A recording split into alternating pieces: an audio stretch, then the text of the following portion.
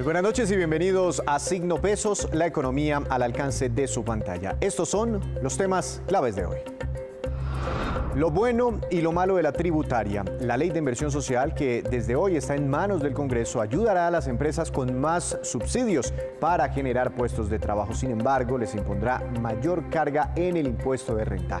Analizaremos el panorama con la presidenta de ACOPI.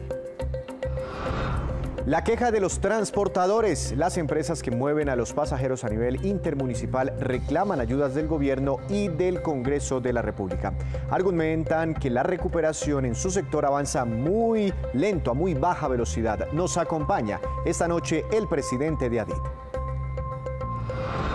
Rappi consigue más capital. Esta compañía avanza en sus planes de financiar su expansión a más ciudades y países. Les contaremos cuántos recursos consiguió la empresa de origen colombiano. Todos los detalles en la movida empresarial.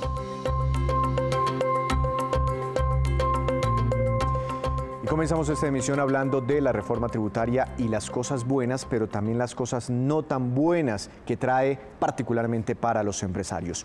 Le quiero dar la bienvenida a la doctora Rosemary Quintero, presidenta de ACOPI. Buenas noches, doctora Quintero, bienvenida a Signo Pesos, ¿cómo ha estado? Muchas gracias, Víctor. Un cordial saludo a todos. Doctora Quintero, empecemos hablando de lo positivo, lo que por lo menos dicen algunos empresarios es positivo. Por ejemplo, el tema del PAEF, que se extiende durante 6 meses más, desde julio a diciembre de este año, y además, cuando leemos el articulado, deja un poquitico o la puerta abierta un poco para, de ser necesario, extenderlo hasta mediados del próximo año. Este es el llamado subsidio a las nóminas. ¿Cómo le parece este artículo? Muy importante, Víctor, porque uno de los principales compromisos precisamente es seguir conservando el empleo que el sector empresarial ha logrado mantener y recuperar empleo perdido. En ese orden de ideas, ya hoy vemos un subsidio a la nómina un tanto más focalizado. Cuando se mira el detalle del proyecto, encontramos que se habla que accederán a ese subsidio empresas de 50 trabajadores y aquellas que tienen más de 50 trabajadores deben priorizar sobre qué empleados se van a beneficiar de ese subsidio, teniendo en cuenta que deben darle o ubicar en la lista de priorización a las mujeres vinculadas laboralmente. Entonces ahí vemos una gran focalización en la micro, pequeña, y para la mediana y gran empresa está hablándose con un límite hasta de los 50 trabajadores. Ese límite me llama mucho la atención porque, doctora Quintero, el primer PAEF, el que se acabó en marzo de este año, no tenía límite por número de trabajadores, simplemente una compañía certificaba afectaciones en sus operaciones por la crisis económica, sin importar el número de empleados, accedía al PAEF, y por eso tanto grandes empresas como pequeñas empresas pudieron recibir este subsidio. Ahora estará un poco más focalizado. Pero ¿qué pasa con esa empresa que, por ejemplo, tiene 55 trabajadores? ¿Puede perder ese beneficio? No, si tiene las condiciones o los requisitos ingresos, recordemos que ingresos es uno de los elementos que se consideran para demostrar la afectación, debe priorizar de esos 55 cuáles son los 50 o los que va a pedir subsidio. Recordemos que también eso tiene un límite de salarios. No es para todo trabajador, que esa es la otra condición que también seguirá primando. Muy bueno que considere priorización sobre las mujeres porque ha sido de las más afectadas. Y algo que vale la pena también mirar en el mismo debate es, me preocupa es el efecto de retroactividad, porque se radicó el proyecto, mientras se analiza y se da su aprobación y toda la reglamentación de algunos aspectos que muy seguramente se van a requerir. Sería bueno decir que ese subsidio se aplicará hasta 6 meses o hasta agotar los recursos disponibles una vez aprobado el proyecto de ley. Otro de los programas u otro de los artículos que encontramos dentro ya del texto que fue radicado ante el Congreso de la República es el subsidio para la contratación de jóvenes entre 18 y 28 años de edad. Se garantizarían los recursos para quienes generen nuevos puestos de trabajo entre estas edades, reciban un beneficio de aproximadamente el 25% de un salario mínimo. ¿Eso sí animaría a las empresas a contratar más jóvenes? Vemos que la tasa de desempleo juvenil es demasiado alta. Víctor, pasó algo muy importante estos días. El ministro va a venir a Barranquilla en la próxima semana precisamente a dar a conocer el decreto del 688 que tiene el beneficio, y acá se está buscando la financiación a través de la ley fiscal.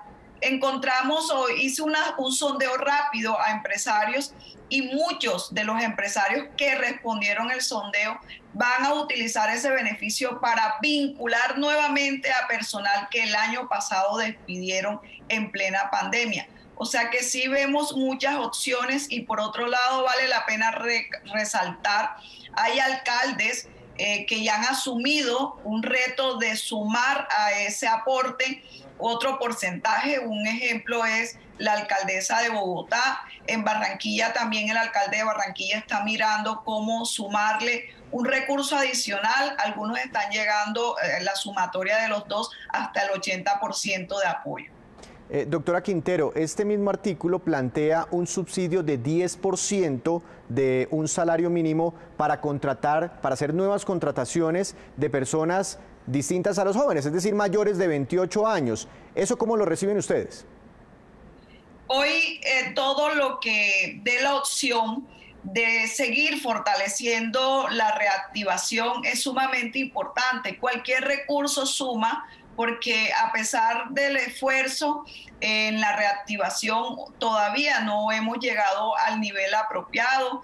Las ventas están mejorando gradualmente. Para algunos sectores ha aumentado los ingresos más aceleradamente que en otros, pero en términos general, por eso es que los requisitos son claros para poder demostrar realmente que sí amerita ese apoyo la empresa, y hacer un buen uso de los instrumentos para la reactivación es una gran oportunidad para las partes, tanto para las personas que perdieron empleo o que nunca han tenido la oportunidad o que tienen mucho tiempo de estar cesantes, como para el sector empresarial llegar a un buen nivel de producción.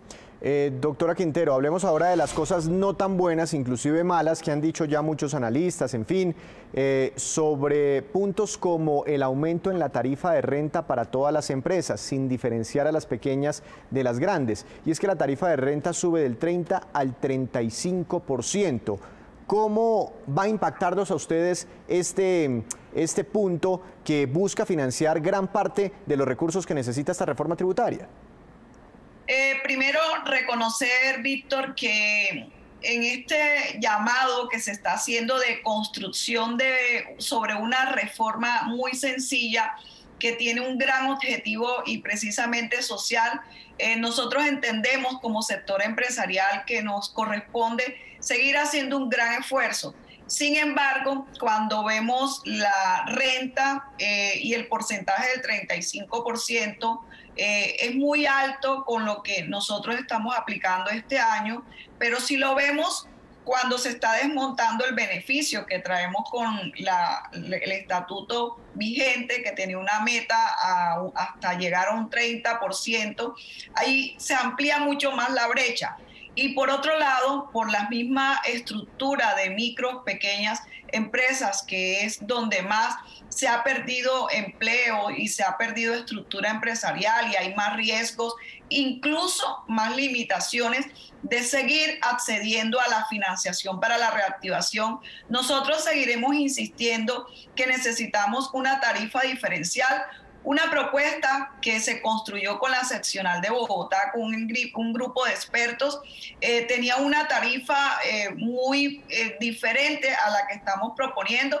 Entendemos que no es el momento o no tenemos las condiciones como país para ello, pero estamos insistiendo en que si se está estipulando una tarifa general del 35%, para las MIPYMES se contemple una tarifa del 32% para no tener una variación sobre la estructura de costo que hoy estamos cumpliendo y llevando con gran esfuerzo y riesgo, Víctor, porque tú sabes que adicional a la pandemia y los picos, también hoy existe el otro riesgo de todas las manifestaciones y bloqueos sociales. Es decir, las empresas pequeñas también están dispuestas a meterse la mano al bolsillo, pero no con una tarifa del 35%. De todas formas, sí que suba, pero del 30 al 32%, si lo entiendo bien, 32%. Que nos mantengamos en el 32% que se está pagando actualmente, y la diferencia de todas formas es muy importante porque la meta que tenía o que tiene estipulado el estatuto actual era llegar gradualmente a un 30%. Doctora Quintero, muchas gracias por esta explicación. Veremos qué ocurre con esta reforma tributaria. Feliz noche. Feliz noche. Y la Cámara de Comercio de Bogotá reversó su iniciativa de comprar vacunas para miles de empresas medianas y pequeñas en todo el país. La razón es que la vacunación está avanzando, la del gobierno nacional, muy rápido a nivel nacional.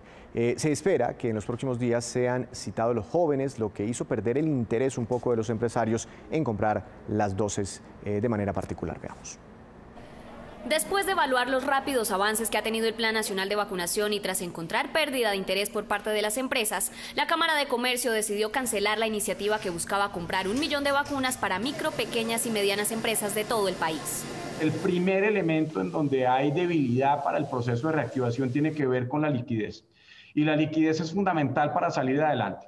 Y desde esa perspectiva, lo que termina siendo responsable, honesto, juicioso, así sea costoso por parte nuestra y por supuesto que nos genera alguna frustración, es tomar la decisión de suspender el programa de vacunación para la reactivación de la Cámara de Comercio. En la carrera por la vacunación, en junio, 21.223 empresas en Colombia habían manifestado su interés en comprar vacunas contra el COVID-19. Sin embargo, hasta el 17 de julio, fecha en que se cerraron los plazos de recaudo, tan solo 4.444 empresas dieron los recursos para la compra.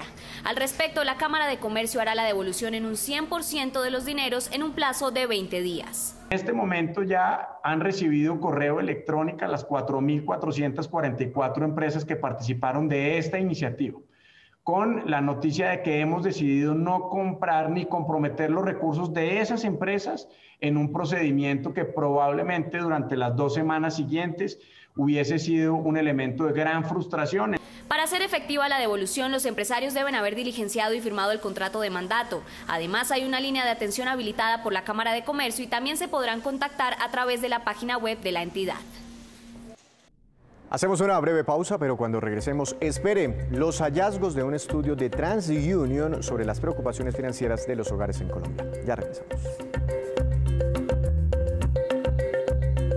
Regresamos a Signo Pesos, hablando también de empresas, en este caso las de transporte intermunicipal de pasajeros, porque hoy expresaron preocupaciones frente a la reactivación y también frente a la reforma tributaria.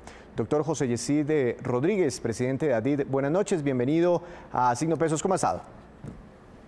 Muy bien, buenas noches, un saludo especial a la audiencia. Doctor Rodríguez, frente a esta reforma tributaria ya hemos tenido cerca de 24 horas para leerla y analizarla. ¿Qué es lo que más les preocupa a ustedes, a los transportadores intermunicipales? Pues en términos generales el incremento del impuesto sobre la renta genera un impacto en nuestras empresas.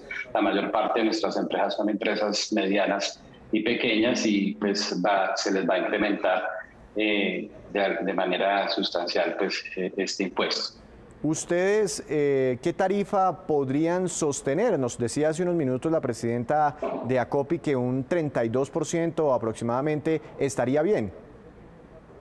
Sí, yo creo que ese es un porcentaje pues, razonable para empresas pequeñas y medianas, que digamos que sí se pueden ver afectadas por este tema de renta.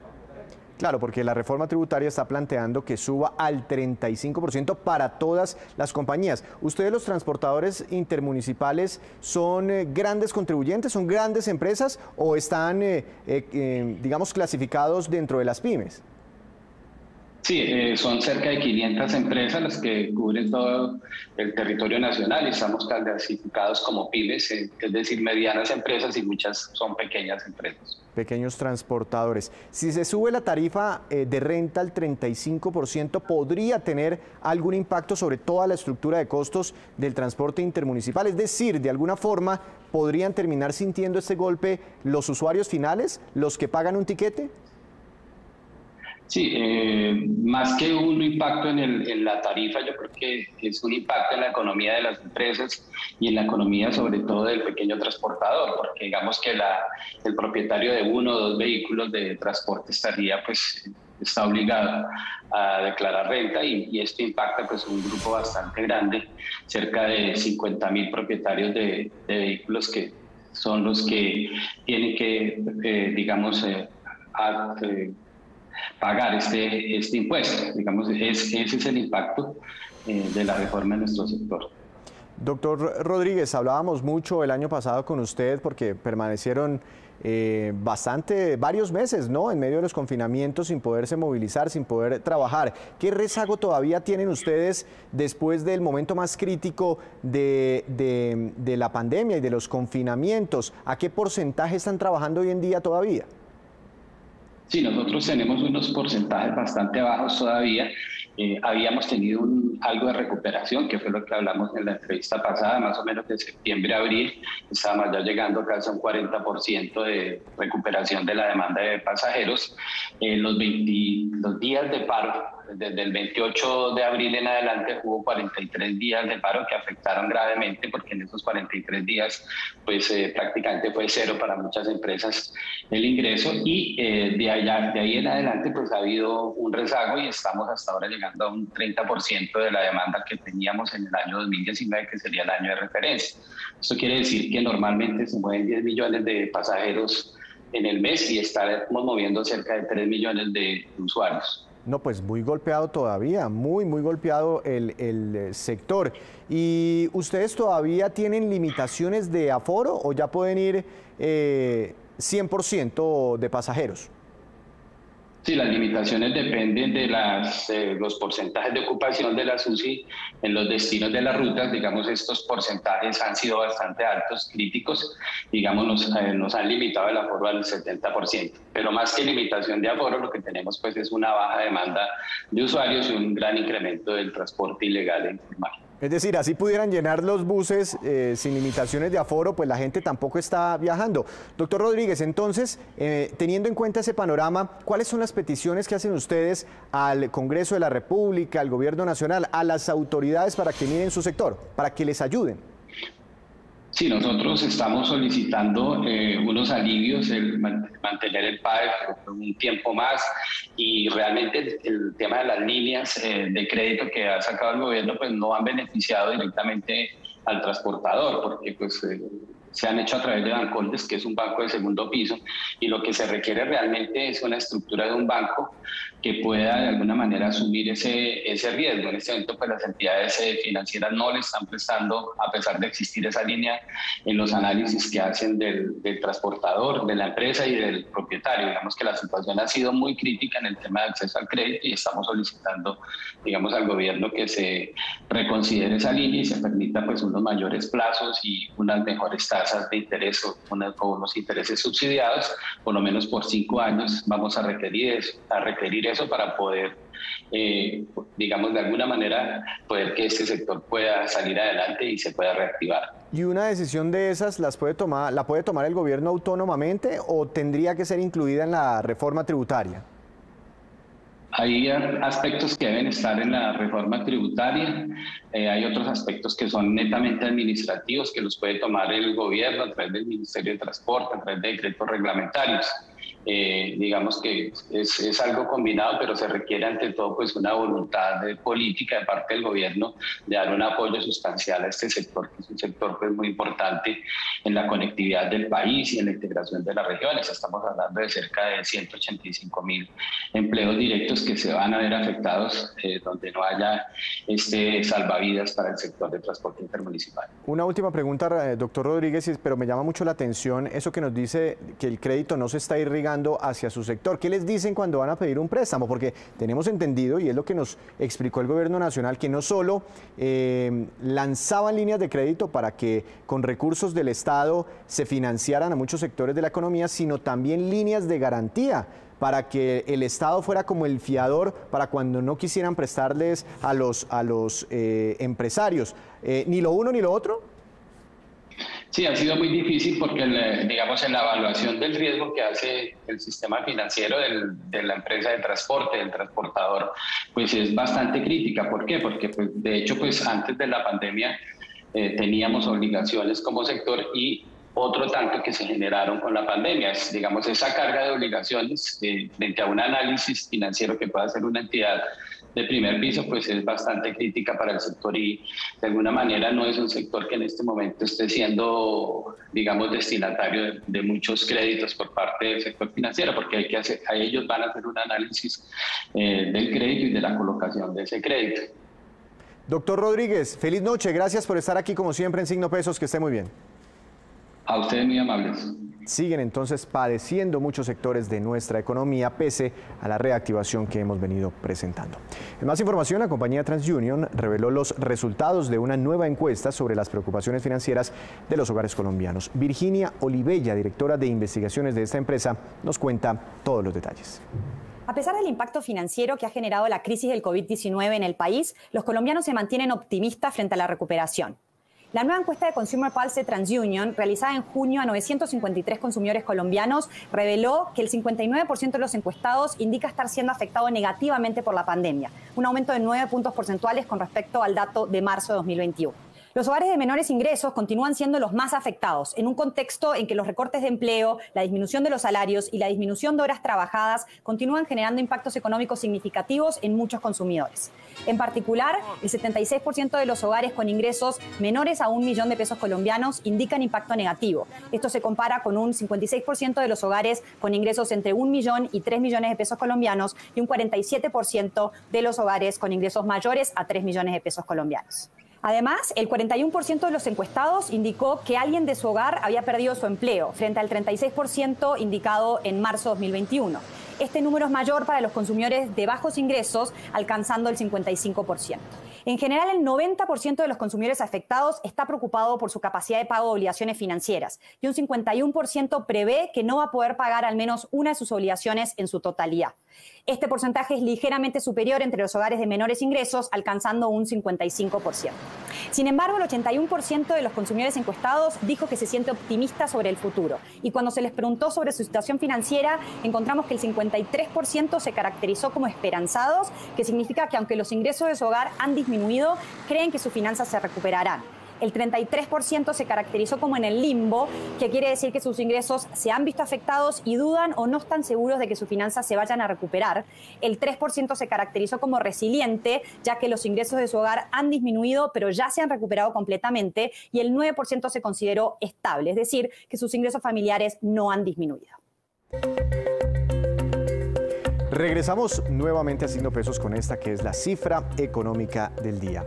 71% y corresponde al límite de la deuda pública como proporción del Producto Interno Bruto que impone la propuesta de reforma tributaria radicada en el Congreso de la República respecto a los cambios que sufrirá la regla fiscal. Ese mismo proyecto fija en 55% el ancla de la deuda, es decir, sería el porcentaje de endeudamiento razonable para nuestra economía. Recordemos que la deuda del gobierno nacional es actualmente del 61,7% del Producto Interno Bruto, lo que equivale a unos 676 billones de pesos aproximadamente. Hora de darle la bienvenida a Juan Fernández con su movida empresarial. Juan, adelante, ¿de cuál tema nos quiere hablar en la jornada de hoy? Bienvenido. Víctor, buenas noches. Le cuento que Rappi ha recaudado $500 millones de fondos internacionales, entre ellos SoftBank, para afianzar su operación. Con estos $500 millones nuevos, completa $2.200 millones desde 2015, cuando hizo su primer levantamiento de capital. En ese momento, apenas de $120.000. La última vez que Rappi había conseguido capital fue en septiembre de 2020, cuando consiguió $300 millones.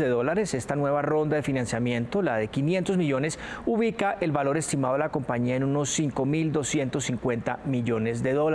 Rappi está presente en 9 países de América Latina y unas 250 ciudades de la región, y ahí pues ofrece hoy casi cualquier producto o servicio en su plataforma, cuyo futuro se ha ido dirigiendo a los servicios financieros, muchas veces en llave con bancos locales en los lugares en los que opera. Rappi fue fundada por Simón Borrero, Sebastián Mejía y Felipe Villamarín, y ha tenido ajustando su operación de alguna manera, pues a medida que recibe capital de los fondos, buscando la rentabilidad. A principio de este año, Rappi, en medio de esos ajustes, despidió unas 300 personas, que equivalen a cerca del 6% de su planta. Juan, ¿y qué otras cifras tiene sobre la compañía?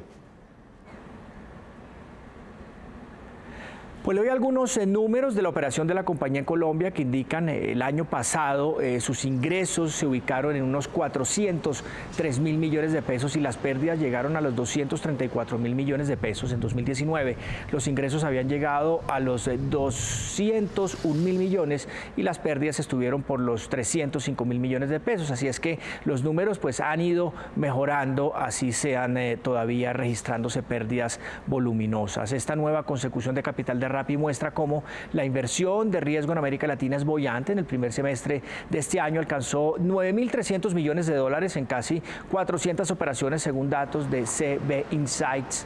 De esos 9.300 millones, 7.200 millones correspondieron al segundo trimestre del año, y será la de Rappi con seguridad una de las inversiones más grandes de este año. Y esta pues es, Víctor, la movida de hoy sobre Rappi, la nueva inyección de capital que ha recibido. Juan, muchas gracias. Lo esperamos mañana con más movidas empresariales. Y ahora vamos con estos, que son los indicadores económicos que usted siempre debe conocer antes de irse a dormir. Tasa representativa del mercado que regirá para mañana, 3.855 pesos con 68 centavos. Subió 12 pesos con 71 centavos. Petróleo de referencia Brent para Colombia también se recuperó. Subió más de un 4%, se ubica en $72 con 16 centavos por barril. Atención, nuevo precio máximo histórico para el café colombiano. La carga quedó para mañana en 1.645.000 pesos en promedio en las principales cooperativas del país, precio nunca antes visto. Índice MSCI Colcap de la Bolsa de Valores de Colombia subió 1,02%, acción más valorizada. Ecopetrol, en línea con la recuperación del petróleo, gana 3,55%, acción que más cae. Credifamilia con un retroceso de 6,68%. Y antes de despedirnos, los dejo con este dato. La Alcaldía de Bogotá está ofreciendo ayudas económicas para los pequeños negocios de las diferentes localidades de la ciudad. La convocatoria es para los programas Impulso Local y el otro programa se llama Microempresa Local 2.0. La ayuda varía entre los 3 millones de pesos y los 10 millones para cada negocio. Se espera beneficiar así con esta convocatoria a por lo menos 2.000 micro, pequeñas y medianas empresas o negocios de los barrios de la capital de la República. El presupuesto para este programa es de 50.000 millones de pesos. Los interesados encontrarán más información en la página de internet que está apareciendo en este momento en nuestra pantalla. Así terminamos por hoy, pero los esperamos mañana con una nueva emisión y toda la información económica que usted necesita saber. Esto es Signo Pesos, la economía al alcance de su pantalla. Que tenga una feliz noche.